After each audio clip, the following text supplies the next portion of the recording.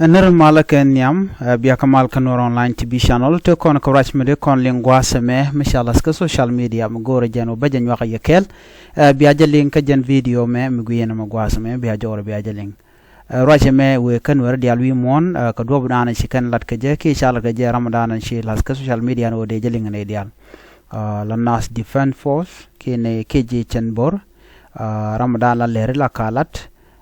shale onson chol james headquarter Kawalankan Nasser County, Korajana Chalat. Bana Jodo Guazme Banaja Link Commandana Chalat, Brochu Palpin Kalyanga Gua Commandana Lada, any Chanaja Linkel, Guaya. Gua Chala Chol James Gaj, Ki Onson Chol James Gaj. And Ramkel Canadian Cognitive Kalari in Mane Kagaron, Kanasser Kanawalang, Kiawalang Kanasser, Kiri Norakelu. Min goro dong ba kami yene ideal la norin to wimon ko dong bi jawda ling o te ke video ke audio mi shaling ko social media audio media nan go ba joy ko social media ke dong ba joy ko public ana me jag ko balatin ram lag je won mi chala gaison gengaj mi gad mar mi to rolling lin cha jaga je then jela take mai da ba men go along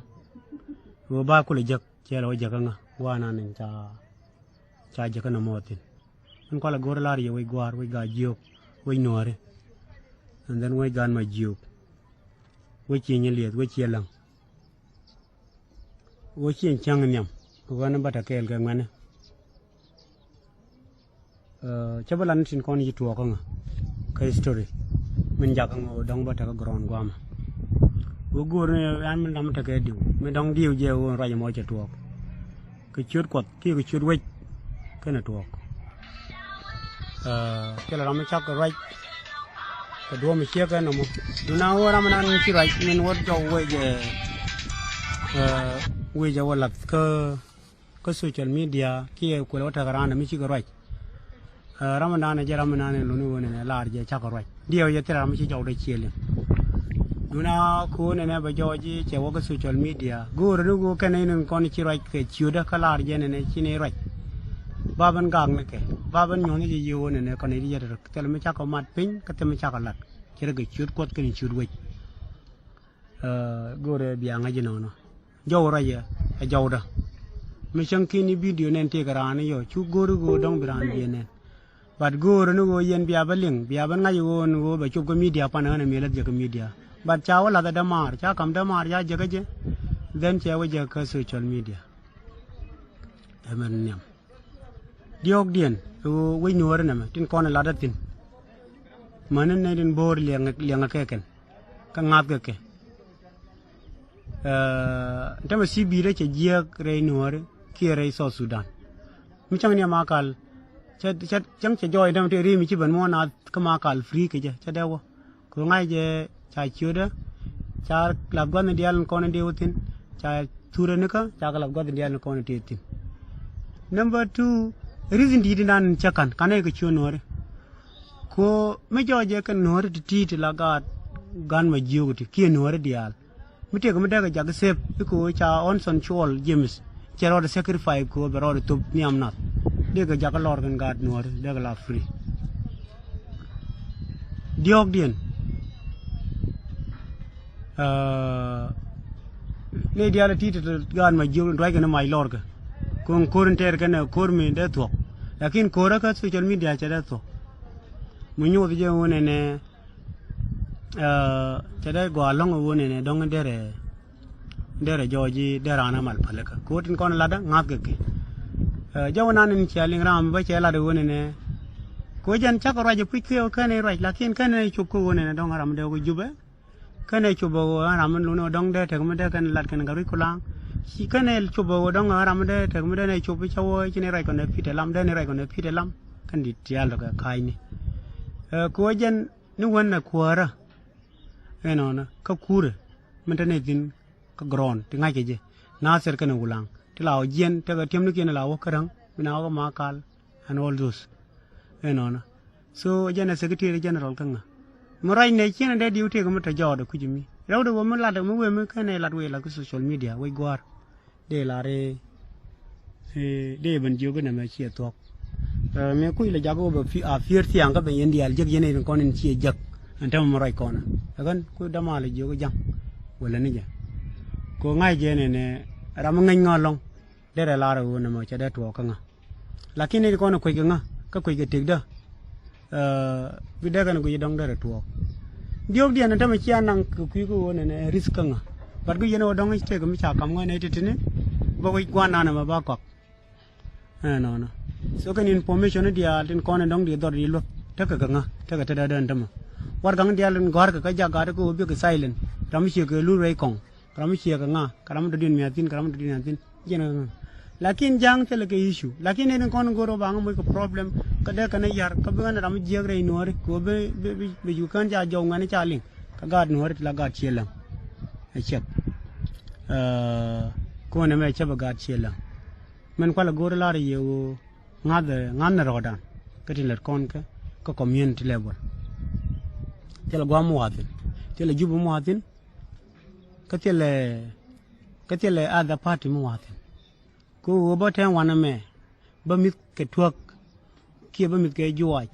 ki ba mit ke reitin kon cham ke gan marin kon liu tin ga rene tin kon tin tel ne kien ti lu no wone ne go ke ka ker ga kwidien chala ba mit ke tuak ke ga ta ga sa tibu ken mi che jo yete gwa mo go ran tin jibu no de tin pa e benin pa e waro ko ya wana rubi chaw dol war mi jo je ne ga ne guru ba ta ga juba kar che de le ben ka gron kwa me bala ben tung no patti da kwa yiris ku chi mare ti yake de yu ta ka juba no ka mi che ga na me de jo we gwar ka na to wo ne dong che ta ga agreement mi chamat ko na ran ka juba mi lar je de ko juba rier mo de la rew do wo khan mi che jo che ko juba ta mo rai ko na do ran de ria ko information ko dial che mo information ko dial tin kon la nyen do ar che ka la bra ko nyenye ka kor mi dir ka ne kon gwam tuai je la mai kala re ka tok da tin kon ngara kam ne ngeda we non la we dan ko cha kon mi nyok dong ka social media che me ya to ka 2013 ni de kulo kon dur ka gad kon we gwar mala we nuar we gwar la we greta nasir we gwar la we gan ma jok tel mi yeno mi ci to goro balat ka yo attention wo ne telanga duor ko chwara nga diu won yam chabalam ro duna wo ga dwar me tin kondin chi liu ni ka 2013 man mi che gan tam te ga run wara ulit naga bang naga kam dum ni naga ni cha ga witness kan dial gar we gwar tele ma kan lat eno ka 2015 wona ga 2017 wona ga 2018 la jalla re din gar jay dorme toytin ko la de yeno fay to ko wala no so ta tin ga run ti ci do jok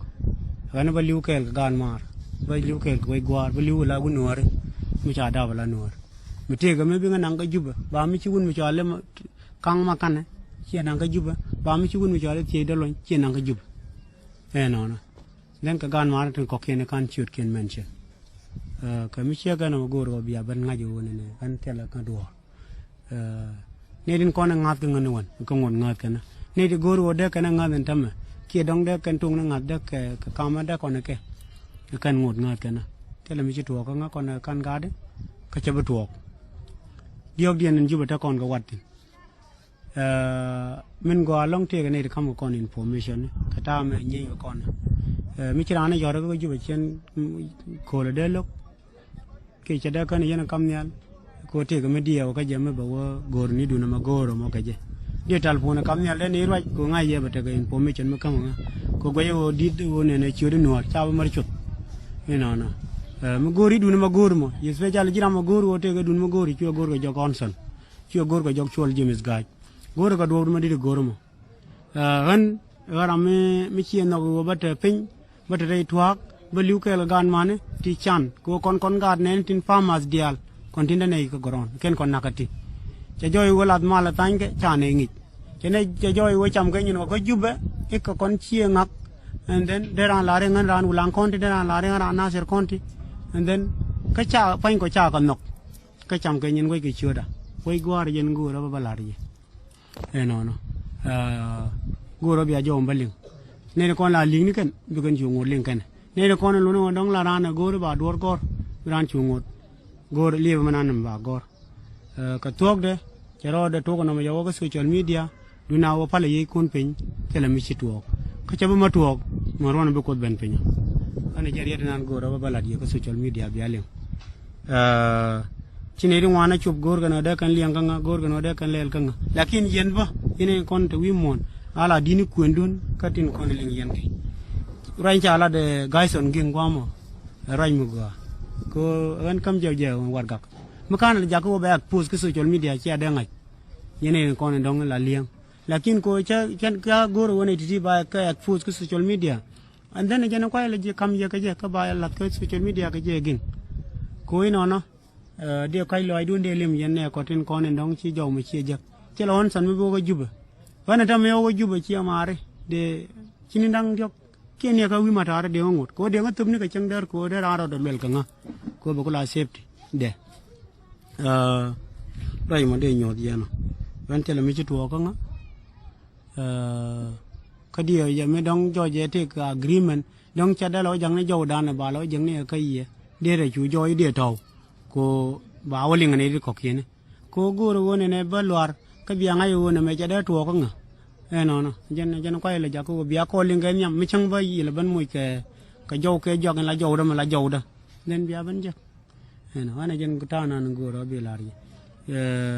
kanin po ben jen ti to ti wai nuore a jal ker ne kon ci joji ke ne di ci ma nuore kon ti goru ne de kon ne di go ci daga do ko kene ca ba joy tin rew do go tiang me joji pan ja but kan ben ko social media mi ren jok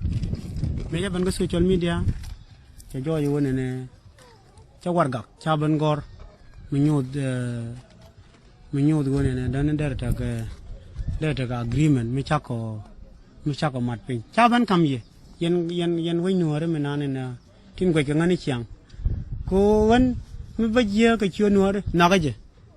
lakini wo ba dor wo cham ka chio nuore mi bu da nuore bi da tarar tin no ne ri ngai ke na ne din ko ko ke nga dong de kana di ba to ko nga de la ri na mo wone ne yen din dia la ko na dong ci jow ma ci jak ci dong ci jow jak ko social media wo e kaj ane jana dong de la ri rama te ko mo do dien mo gui go na me kan chup loy de ka te ko me diwa ti rama dong ngai ngolong no ne janta na go ra ba la je bi ko mala be yo bi do no ra ba te ko mal and then bi no ra bi ga jal kel ba jow da biya ngoling yen ni chiang ana ma cheling one me lat ge ku me again ne ka tin ko na lang mane wai ram ki na defense force then ba chong ka kel man gwa cha ka ngi to de kana nei ri chum ko nei ri na ka ni ri gat ken ji ka ta ka kel ka kan tam cha gat ken lag bam cha ka latin gat ken dil gor go kwa gat chan le ban na tare din chela ram de adu nyot gwan te tan chi ma ne te tin ka te re din ka gwe ya ga ya de to no den mi go ro ba adu ba nyot gwan chi ma re dong de ji ro yu ma pi adu de ko lo ben ji ko ka dan ta wan mo ne to ko tare din dia ya chen ka de ji ko ne adun dere to lakin ti ne yaro din gwere long ko woni ne ba nga yar ko wonta malat ken tu ken ka juba la nga wa jaga ne de ma ne ba nga jogo ne social media che le che dak ya na ka je wo cha dak ko ba jaw dan ba malin ti ta dan 2013 ya kon kulti dia no mane wala ne ka do mi che ka na ma agenda na ndong de kam je because we nuore be chon kel ge ye because god ma jiyo bata kel kon dial kon dial de yentin nga da nga wan yam mi te ga me gai nga bala di kon me jo jana dor gan ma jiyo wan de jen ge chang der ya de jen ga war ka de lat mi te ga me da na yar bo cha da no ko bita de petin no ta ga ma re ne ti cha bai nga jang ti da ba ga dan tam mi chang che jo yu ken man gan re ne ti chi ka nga ji tam me go cho malai de gan ma re cha na ka jang de kana le no ai dar chi man ke ne dap ya chi gar ken de ti jeri rin joga de nyin ga de conclude ko wej bata kel ge Guay jarwa shalingo mishalin gwasame clarification ka rach mishalat ke kwide ka social media ke sha jawde sha jalla son la nyelo lenga jawde gwam rajatin ko le jongna nanu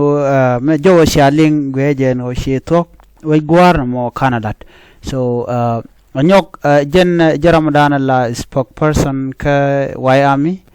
on son chol James dioje sha jowe sha tike sha jaling are which kanasere ka dobe dane shikor cha togaje so jen gor jam banu baje nyoka yekel ene gwaya ban la liangatin content be chirkemen chalar shode shwale on son chol James no take social media dere jigla gor ne chang la nya gor ka tin kon to ke kwije jen bor kanasere ko lang no so januko le limna na ka raja dana chalat ke kwide so mishi jode shi jeg bi ku jay ka do dana bi jay ka ja ba che clarification che jongon en nyuaka ne jeg yekel an gwan bi ataka mal ban yo jom radian bye bye